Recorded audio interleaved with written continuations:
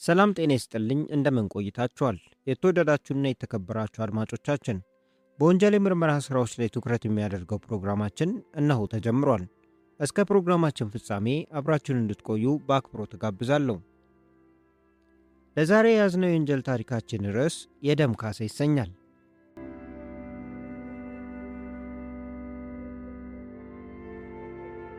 ምሽቱ ከሌሎች ቀናት ለየት ብሏል።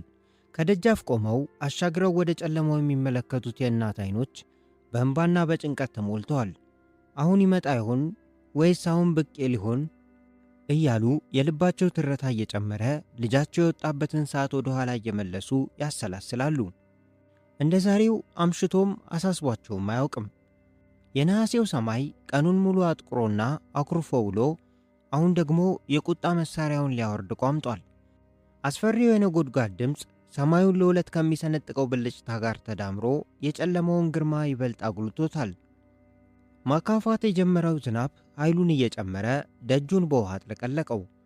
እናት ግን ብርድና ዝናቡን ከቁብ ሳይቆጥሩ ልባቸው እየተንሰፈሰፈ እየገቡ እየወጡ በመንገዱ ላይ ዓይናቸውን ተክለዋል። ከሩቅ የሚሰማው የውሻ ጩኸትና የሌሊቱ አስፈሪ ዝምታ ተዳምረው እናትን በሐሳብ ማዕበል ውስጥ ከቷቸዋል።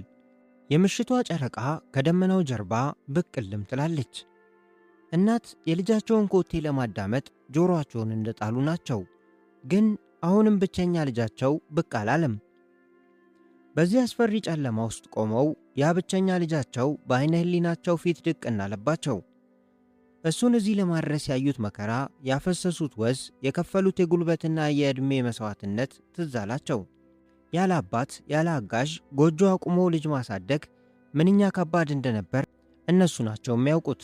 ያለ አባት አሳድጋ የሴት ልጅ አድርጋ አበላሸችው እንዳይባሉ ለራሳቸው ሳይኖሩ አንጀታቸውን አስረው ነው ከኩዮቹ እኩል ያቆሙት።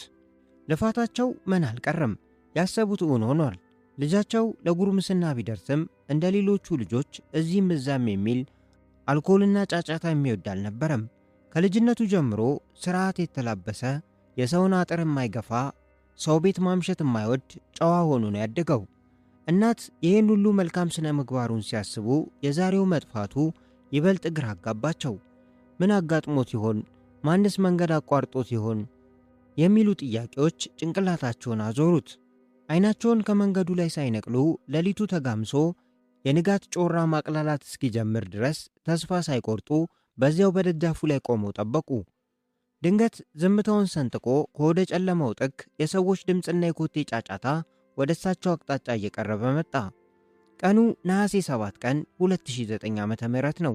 የዚያች አስፈሪ ሌሊት ንጋት በአንዲት የሳር ጎጆ ዙሪያ የተሰበሰበው መንደርተኛ ባየውና በሰማው ሰቅጣጭ ዜና ሐዘን ውጦታል።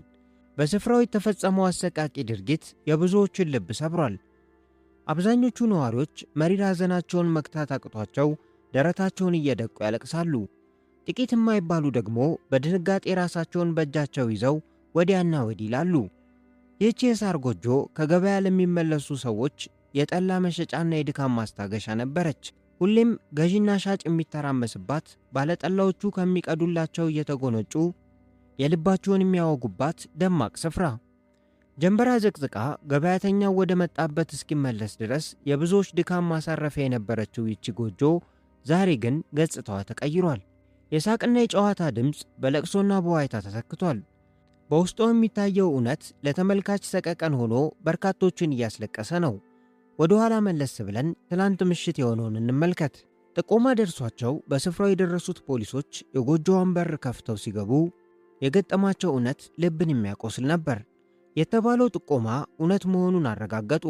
በአቧራ በተለወሰው የጎጆዋ ወለል ላይ የአንድ ወጣት አስክሬን ተዘርግቷል። ፖሊሶቹ ተጠግተው ትንፋሹን ቢያዳምጡም ምንም የለም። የልጁ ሕይወት ካለፈ ሰዓታት ተቆጥረዋል። ግድያው እጅግ ዘግናኝና ጭካኔ የተሞላበት ነበር። የሟች ቀኝ ግንባር በከባድ ምት ክፉኛ ተጎድቷል። አንገቱ በስለት በመታረዱ ከሰውነቱ የፈሰሰው ደም የጎጆዋን ወለል አርሶታል። ፖሊሶች አካባቢውን በንቃት መቃኘት ጀመሩ። ድንገት ከሟች አጠገብ የወደቀ አንድ ቁስ አዩ። ከቆዳ የተለበጠ ነገር ግን በአንድ ጎኑ ክፉኛ የተወላገደ የብረት ገዘራ። ፖሊሶቹ አስቀድመው በስፍራው ከፍተኛ ግብግብና ኃይል የተቀላቀለበት ድርጊት እንደተፈጸመ በከዘራው መወላገድ ተገነዘቡ። ያስተዋሉትን ፍንጭ ሁሉ በማስታወሻቸው መዝግበው ወደ ቀጣዩ ምርመራ መሩ። በአቧራና በደም የተለወሰውን የዚህን ወጣት ማንነት ለማወቅ ፖሊሶች ብዙም አልተቸገሩም። የአካባቢው ተወላጅና የመንደሩ ነዋሪ መሆኑ ተነግሯቸዋል። ስሙ ወጣት አስቻለው ገበያው ይባላል። አዎ፣ ያ እናቱ ሌሊቱን ሙሉ በዝናብና በብርድ አይናቸውን ከመንገድ ላይ ሳይነቅሉ ሲጠብቁት ያደሩት ያ ብቸኛ ልጃቸው ዕለቱን ከቤት እንደወጣ እንዳልተመለሰ ከቤተሰቡ ተጠይቆ ተረጋገጠ። በስፍራው የሚገኙ አስፈላጊ ማስረጃዎች በሙሉ በጥንቃቄ ከተሰነዱ በኋላ የተሟላ የምርመራ ቡድን ተዋቅሮ ወደ ሥራ ተገባ። ሐሳቦች እየተመዘዙ፣ መረጃዎች እየተነሱ ያንን በቆዳ የተለበጠ የብረት ከዘራ ባለቤት ፍለጋና የገዳዩን ማንነት ለማረጋገጥ ሰፊ ውይይትና ምርመራ ተጀመረ። በሰሜን ሸዋ ዞን በሀገረ ማርያም ከሰም ወረዳ ፖሊስ ጽሕፈት ቤት ውስጥ ከባድና ውጥረት የነገሰበት ድባብ ሰፍኗል። ፖሊሶቹ በጠረጴዛው ዙሪያ ተሰብስበው ይመክራሉ። የሁሉንም ፊት ጥልቅ ጭንቀት ወሮታል። በቁም ድንጋይ ቀበሌ በዚያች የሳር ጎጆ ውስጥ ከተፈጸመው ዘግናኝ ድርጊት ወዲህ ከሟች ማንነት በቀር ግድያውን ማን ለምንና እንዴት እንደፈጸመው የሚጠቁሙ አንዳችም አጥጋቢ ፍንጭ ሊገኝ አልቻለም። ይህን ያህል ጭካኔ የተሞላበትን ወንጀል ማን ሊፈጽሙ ይችላል የሚለው ጥያቄ የፖሊሶቹን አእምሮ ብቻ ሳይሆን የሁሉም ነዋሪ ራስ ምታት ሆኖ ቀጥሏል። በአቧራና በደም ከተለወሰበት የዚያች ጎጆ ወለል የተነሳው የሟች ወጣት አስክሬን በቤተሰቦቹና በመላው የመንደሩ ሕዝብ ታላቅ ሐዘንና ዋይታ ለቅሶ በክብር ተቀበረ። አሁን መንደሩ ጸጥ ብሏል። ሰዎች በየቤታቸውና በየጓዳቸው ተሰብስበው በሹክሹክታ ጉዳዩን ያብሰለስላሉ። እያንዳንዱ የራሱን መላምት እየሰጠ በጥርጣሬ ይገምታል። ሌላው ጣቱን ወዲያና ወዲህ ይቀስራል። የፖሊሶቹ ዓይንና ጆሮ ግን ከመቼውም ጊዜ በላይ ነቅቷል። በየመንደሩ የሚወራውንና የሚናፈሰውን አሉባልታና ሹክሹክታ ሳይቀር ንቀው አይተውትም። የሚሰሙትን ሁሉ በአግባቡ ይመዝናሉ። ጥርጣሬ ያደረባቸውን ሰዎች ማኅደር እየከፈቱ በከፍተኛ ጥንቃቄ ይመረምራሉ። ለዚህ ጉዳይ ተብሎ የተዋቀረው ልዩ የምርመራ ቡድን ሌሊትና ቀን እንቅልፍ አጥቷል። እውነትን ለማግኘት አንዲትም ብትሆን ፍንጭ ለመጨበጥ ደፋ ቀና ይላሉ። በተለይም ያ በወንጀሉ ስፍራ የተገኘው ግድያው የተፈጸመበትና የተወላገደው የብረት ከዘራ ባለቤት ማን ነው የሚለውን ለማወቅ አሰሳው ተጠናክሮ ቀጥሏል። ሆኖም ቀናት እያለፉ ቢሄዱም ያንን ድቅድቅ ጨለማ የሚገፍ ብርሃን፣ ወንጀሉን የሚያጋልጥ ቀዳዳ ሊገኝ አልቻለም። የምርመራ ቡድኑ ፈታኝና አድካሚ በሆነው የፍለጋ መንገድ ላይ መጓዙን ቀጥሏል። በሌላ በኩል ደግሞ ብቸኛ ልጃቸውን በማጣታቸው አንጀታቸው የነደደው የሟች እናት ቤተሰቦችና ሐዘን ያጎበጣቸው የመንደሩ ነዋሪዎች የፍትህ ጥማታቸውን ለማርካት ተስፋ አልቆረጡም። እውነቱ እስኪወጣና ገዳዩ ለፍርድ እስኪቀርብ ድረስ ፍለጋቸውን ተያይዘውታል። እናም ከዕለታት በአንዱ ቀን ያልተጠበቀ አዲስ ዜና የፖሊሶቹን ጆሮ አቃጨለ። የተስፋ ብርሃን ፈነጠቀ። በመንደሩ ውስጥ ስለዚህ ወንጀል አፈጻጸም ጠንቅቆ የሚያውቅ አንድ ሰው አለ የሚል ወሳኝ ጥቆማ ደረሳቸው። ይህ መረጃ ለምርመራ ቡድኑ እንደ ንጋት ጮራ ነበር። አሁን ጊዜ ማጥፋት፣ አሁን ማመንታት አልነበረም። የቡድኑ አባላት ወዲያውኑ እንደ ንብ ተምዘግዝገው ይህንን ቁልፍ ሰው ፍለጋ ተነሱ። ያ እውነቱን ያውቃል የተባለው ሰው ጊዜ ሳይጠፋ በፍጥነት ወደ ፖሊስ ጣቢያ ተጠራ። ፖሊሶች የጥያቄ ማታ ዘነቡበት። ሰውየው መጀመሪያ ላይ በፍርሃት ይርበደበድ ነበር። ቃላት ከአፉ ለመውጣት ተቸገሩ። ከዚህ ቀጥሎ ይህንን አሰቃቂ ምስጢር በሆዱ ይዞ ዝም ያለው ለራሱ ሕይወት ሰግቶ እንደነበር አስረድቷል። አሁን ግን በሕግ ጥላ ስር በመሆኑ ፖሊሶች ጊዜ ሰጥተውና አረጋግተው እውነቱን እንዲተነፍስ በትዕግሥት ጠበቁት። ፍርሃቱ ጥሎት ሲሄድ ያ በሆዱ ውስጥ ታምቆ የነበረው እውነት እንደ ጅረት መፍሰስ ጀመረ። ወንጀሉ በተፈጸመበት በዚያች አስፈሪ ምሽት ከሳር ጎጆዋ በር ላይ ሆኖ በዓይኑ በብረቱ ያየውን ዘግናኝ ድርጊት አንድ በአንድ ሳይሸሽግ ለፖሊሶቹ ዘረገፈው። ይህ እውነት ወደ ሌላ ያልተጠበቀና ልብን ወደሚያደማ የቂምና የበቀል ታሪክ ይወስደናል። ስሙ ደሞዝ ተሰማ ይባላል። ደሞዝ ለዓመታት ውስጡን ሲያቃጥለው እረፍት ሲነሳው የኖረ አንድ ከባድ የህሊና ቁስል ነበረው። ተኝቶ ሲነሳ፣ ተቀምጦ ሲራመድ ሁሌም እንደ ጥላ የሚከተለው አንድ ጥቁር ትዝታ አለው። ከዓመታት በፊት በሞት ያጣው የአሟሟቱ ምስጢር እስካሁን ያልተፈታለት ታላቅ ወንድሙን ደሞዝ ወንድሙን አስቦት ባወቀ ቁጥር አይኖቹ በእንባ ይሞላሉ። ውስጡ በቁጭት በንዴትና በብስጭት ይንገበገባል። ከሁሉም በላይ ደግሞ የሰውን አፍ ተከትሎ በመንደር ውስጥ የሚናፈሰው ወሬ እንደ ቤንዚን እየተንጠባጠበ የውስጡን እሳት ያቀጣጥሏል። በሰፈሩ ወሬ መሠረት ደሞዝ የወንድሙ ገዳይ ማን እንደሆነ ለይቶ አውቋል። ሰዎች በየቤታቸው ይህን ጉዳይ ባነሱ ቁጥር ደሞዝ እብድ ይላል። እኔ በሕይወት እያለው እኔ እየተነፈስኩ የወንድሜ ደም መሬት ወድቆ አይቀርም፣ ደሙ አያድርም እያለ ለራሱ ደጋግሞ ማለ። ይህ የደም ካሳ ጥማት አእምሮን ተቆጣጠረው። ይህንን ዕቅዱን ለማሳካት ፈገግ እያለ ሰውን ማጥናት፣ ኮስተር እያለ ደግሞ ከራሱ ጋር መነጋገር ጀመረ። ለበቀል ሴራው አጋር የሚሆኑት ምስጢር ጠባቂና ታማኝ ናቸው ያላቸውን ጓደኞቹን በጥንቃቄ መረጠ። የዓመታት የእንባ ቋጠሮን የሚፈቱለት፣ የውስጡን እሳት የሚያጠፉለት እነሱ እንደሆኑ ሙሉ እምነት አሳድሯል። ግን ነገሩ እዚህ ላይ አያበቃም። የዚህ ታሪክ ልብ ሰባሪ ምስጢር ያለው እዚህ ጋር ነው። ደሞዝና ያ በሳር ጎጆ ውስጥ በአሰቃቂ ሁኔታ ተገሎ የተገኘው ወጣት አስቻለው ተራ ሰዎች አልነበሩም። አብረው አፈር ረጭተው ውሃ ተራጭተው ያደጉ የልጅነት ጓደኛሞች ነበሩ። በጎጥና በመንደሩ እንደ ማንኛውም ልጅ አብረው ሲቦርቁና ሲላፉ ነው ያደጉት። ነገር ግን ደሞዝ ያንን ዘግናኝ እውነት ካወቀበት ቀን ጀምሮ በአስቻለው ላይ ያለው የፍቅር ስሜት ወደ መርዝነት ተቀየረ። የወንድሙ ገዳይ ሌላ ማንም ሳይሆን የቅርብ ጓደኛው አስቻለው አባት መሆኑን አወቀ። ይህን እውነት ካወቀ ቀን ጀምሮ ደሞዝ ሰላም አጣ። አስቻለውን ባየው ቁጥር የገዳይ ልጅ እንደሆነ እያሰበ ውስጡ ይንበገበጋል፣ ፊቱ ይለዋወጣል፣ ንዴቱ ይገነፍላል። ነገር ግን ጊዜው እስኪደርስ ድረስ ጥርሱን ነክሶ የውሸት ፈገግታ እያሳየ አብሮት መዋሉን ቀጠለ። የውስጥ ትኩሳቱን ደብቆ የወንድሙን ጉዳይ ለመበቀል ጊዜና ቦታ ማመቻቸት ጀመረ። ወንድሙ ከሰዎች ሕሊና ተረስቶ ሊሆን ይችላል። ከደሞዝ ልብ ግን ለአንዲትም ሰከንድ ጠፍቶ አያውቅም። በመጨረሻም ደሞዝ አንድ አስፈሪ ውሳኔ ላይ ደረሰ። የወንድሙን ሞት ለመበቀል ገዳዩን አባት ከማጥቃት ይልቅ እጅግ በሚወደውና በሚሳሳለት ልጁ ላይ በጓደኛው ባስቻለው ላይ እርምጃ መውሰድ። አባቱ ላይ ከሚደርሰው አካላዊ ሞት ይልቅ ልጁን ገሎ የአባትን አንጀት ማሳረር አስቻለው። ምንም የማያውቀው የልጅነት ጓደኛው ለአባቱ ኃጢአት ሊከፍል የበቀል ሰለባ ሊሆን ተመረጠ። የበቀሉ ሴራ የተወጠነበት የአስከፊ ቀጠሮ ቀን ደረሰ። ማለዳ ላይ ደሞዝ ወደ ጓደኛው ወደ አስቻለው መንደር ገሰገሰ። የዋሁና ምንም የማያውቀው አስቻለው የልጅነት አብሮ አደጉ ሥራ አግኝቼልሃለሁ ብሎ ሲነግረው ከልቡ አምኖ ተደሰተ። ጓደኞቹ ባገኙለት ሥራ ጥቂት ገንዘብ አግኝቶ እናቱን ለማስደሰት አሰበ እንጂ ሞቱ ደጃፍ ላይ እንደቆመ አንዳችም አልጠረጠረም። ቶሎ ደርሼ እመለሳለሁ በሚል ስሌት ተስፋ ሰንቆ ገዳዮቹን ተከትሎ ከመንደሩ ወጣ። አስቻለው ሦስቱን ባልንጀሮቹን ደሞዝ፣ ወርቅነህ፣ ደረሰ ካሳን ተከትሎ ሾላ ገበያ ከተባለች ከተማ ደረሱ።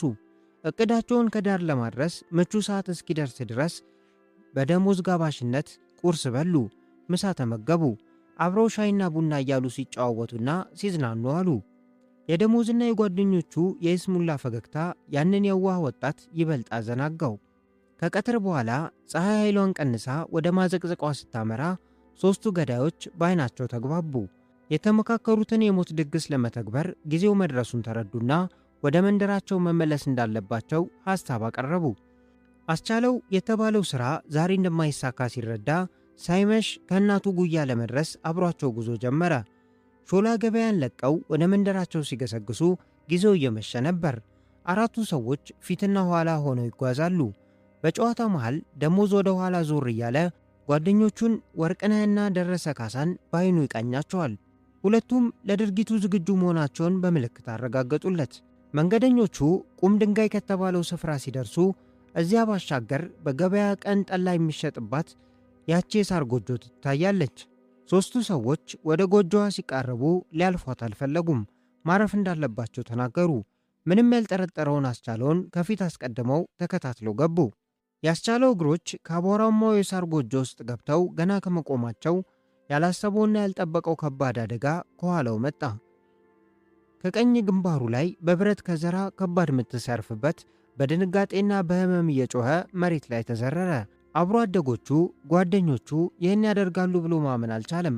እባካችሁ ተወኝ፣ ምን አጠፋው እያለ ተማጸናቸው። ግን ማንኛውም ለቅሶና ጩኸቱን ሊሰሙት አልፈለጉም። የጭካኔ ማቅ ለብሰው ተረባረቡበት።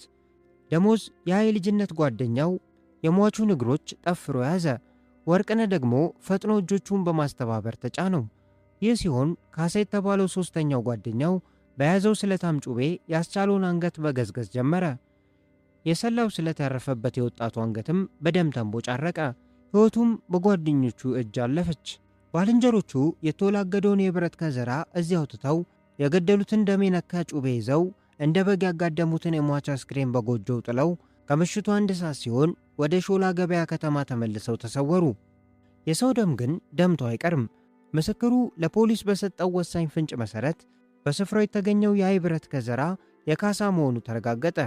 ፖሊስ የካሳ ማንነት ካረጋገጠ በኋላ አሰሳውን በስፋት አጠናከረ። በውጣ ውረድ የተፈተነና በታላቅ ጥረት የታገዘ ክትትል ተደረገ። ከቀናት በኋላ የምርመራ ቡድኑ ሦስቱንም ገዳዮች ከያሉበት አድኖ በቁጥጥር ስር አዋላቸው።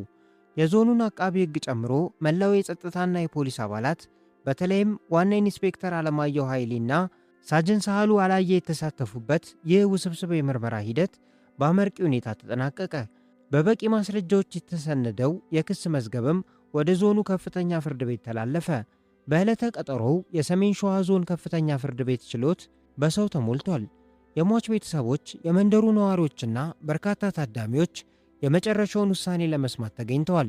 በቂም በቀል መነሻ የጓደኛውንና የንጹሕን ወጣት ሕይወት በግፍ የነጠቁት ተከሳሾች አንገታቸውን ደፍተው ቆመዋል። ፍርድ ቤቱም ሦስቱን ተከሳሾች በፈጸሙት ከባድ የግድያ ወንጀል ጥፋተኛነታቸውን በበቂ ማስረጃ ካረጋገጠ በኋላ በማያዳግም ሁኔታ ፍርዱን አስተላለፈ።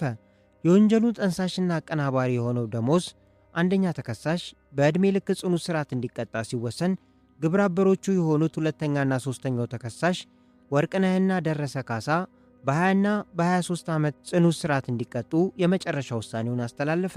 ያቺ ሌሊቱን ሙሉ የልጇን ኮቴ ስትጠብቅ ያደረችው እናት የተሰበረ ልቧ ባይጠገንም የልጇ ደም መሬት ላይ እንዳልቀረ አውቃ በእንባዋ መሃል እፎይታዋን አገኘች። የተወደዳችሁ የፕሮግራማችን አድማጮች የዛሬውን የወንጀል ምርመራ ታሪክ እዚህ ላይ ያጠናቀናል።